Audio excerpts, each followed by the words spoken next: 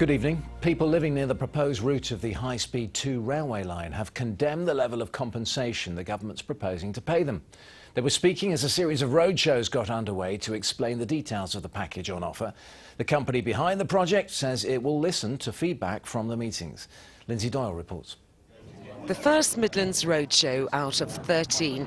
Today in Burton Green in Warwickshire, it's about the new high-speed rail link, it's about the Department for Transport's property compensation proposals, it's about disagreement. It's a set of proposals for property and compensation, and they go over and above what is required by law in terms of compensation for property owners. Under this scheme, anyone more than 120 metres from the line has completely lost out, sometimes tens of thousands of pounds.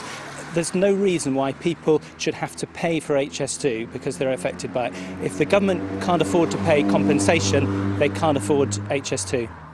HS2 will be built in two phases. Phase 1 will run between London and the West Midlands by 2026. But as the main part of the government compensation scheme only applies to people within the 120-metre limit, some residents just over the line fear being prisoners in their own home.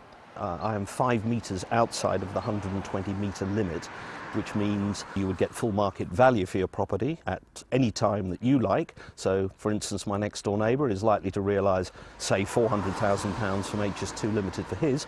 I'd have to put mine onto the open market, and I'd be lucky to get £250,000 if indeed any purchaser could get a mortgage on it.